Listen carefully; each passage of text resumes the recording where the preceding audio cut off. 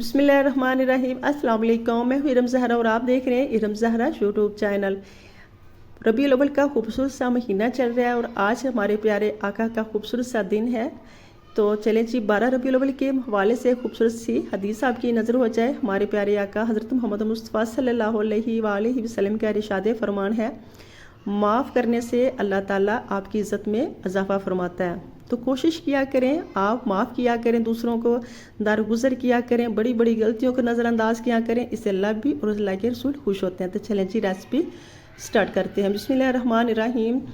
आज मैं बना रही हूँ पेशावर की मशहूर किस्सा खानी बाज़ार की खीर। इसके लिए मैंने 250 ग्राम के करीब लिए चावल। इसे मैंने तकरीबन 1.5 से 2 घंटा पहले भिगो के रखे हुए थे। इसे मैंने पानी को निकाल लिया है। तो मैं इसमें शामिल कर दूँगी, देगची में शामिल करूँगी 3 कप पानी के। अब मैंने जो चावल पहले से भिगो कर पानी निकाल कर रखे हैं इसमें शामिल कर लेती हूँ और इसे पकने के लिए छोड़ देती हूँ। इसे अच्छी तरह से बॉयल आने दूँगी और इसे 100% आपने चावल को पकाना है। ये जो खीर है इसमें चावल बिल्कुल भी नज़र नहीं आते, एकदम परफेक्ट आपको रेसिपी बता रही हूँ। इसमें बिल्कुल मैं जो आप लोगों के साथ रेसिपी शेयर कर रही हूँ इंतहाई मज़ेदार है, इन खाने में बहुत टेस्टी है और बनाने में बहुत आसान है और बहुत कम बजट में ये तैयार हो जाती है। आजकल महंगाई के दौर में वैसे हम लोग जब खीर बनाने का सोचते हैं तो सबसे पहले आ जाता है ढेर सारा दूध।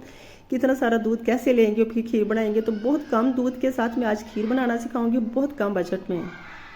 तो चावल को मैंने अच्छी तरह से ग्राइंड कर लिया। देखें इसका टेक्सचर बिल्कुल एक पेस्ट तरह की पेस्ट जैसा बन गया और इसी तरह का मुझे चाहिए था। तो यहाँ लिया मैंने दूध, 2 kg मैंने टोटल दूध लिया। इसमें से मैं 1 कप बचा लूँगी, वो मैं बाद में बताऊँगी कि उसका क्या करना है।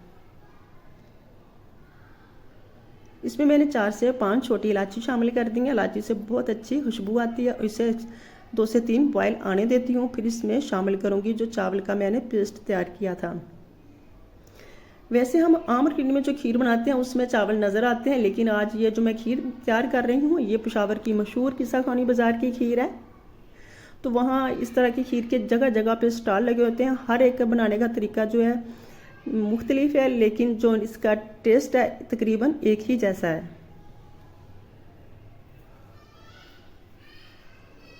चम्मच चलाती रहूँगी और तकरीबन मैं इसे 20 से 25 मिनट के लिए पकने के लिए छोड़ दूँगी।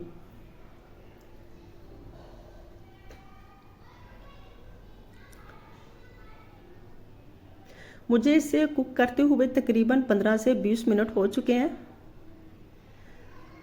देखिए माशाल्लाह से, और इस तरह से बबल्स आना स्टार्ट हो चुके हैं। किनारों को जब आप साफ़ करते जाएंगे तो खीर में शामिल करेंगे, इससे जो खीर है ज़्यादा गाढ़ी हो जाती है। तब तक अगर मैं आप मेरे चैनल पे नए हैं तो चैनल को सब्सक्राइब कर लें। सब्सक्राइब करने के साथ बेल आइकन को लास्ट में प्रेस किया करें ताकि हर आने वाली नई वीडियो का नोटिफिकेशन सबसे पहले आपको मिले, और ये बिल्कुल फ्री है। तो यहाँ मैंने 1 कप चीनी का लिया, आधा कप मैंने जो है फ्राई पैन में डाल लिया है और इसे मैंने छोटे 2 चम्मच पानी के शामिल किए थे। चीनी को मैं अच्छी तरह से मेल्ट कर लेती हूँ।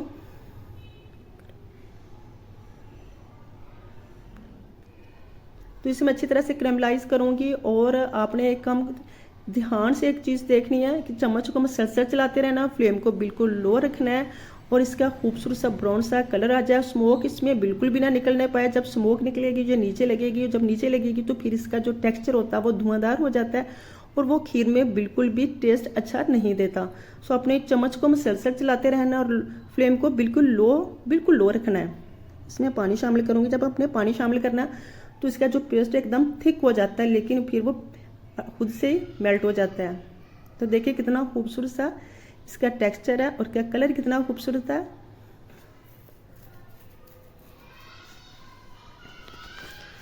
इसे मैं खीर में शामिल कर लेती हूँ। देखें, और चम्मच चलाते जाना है आपने ताकि अच्छी तरह से ये मिक्स हो जाए। देखिए कितना खूबसूरत सा इसका कलर आ गया। इसकी लुक चेक करें।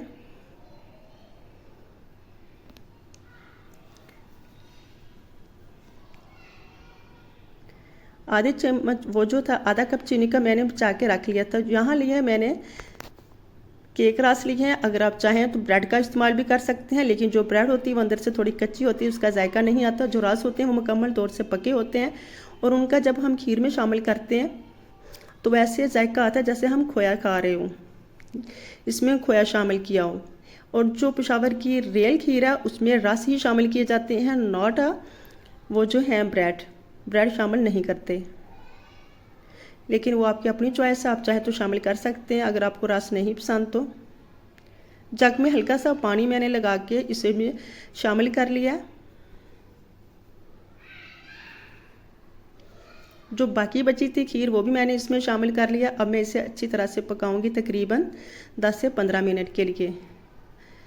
ये बिल्कुल तैयार हो चुकी है, इसके बबल्स जो बता रहे हैं कि बिल्कुल रेडी हो चुकी है। अब इसे मैं अगर मैं रूम टेम्परेचर पे रखूँ तो ये बहुत थिक हो जाएगी, लेकिन मुझे थोड़ी जल्दी है इसलिए मैं इसे गरम गरम ही किसी चीज़ में निकालूंगी। तो यहाँ मैंने शामिल किए हैं बादाम। अगर आपके पास जो भी हो, जो कुछ भी हो, आप इसमें शामिल कर सकते हैं।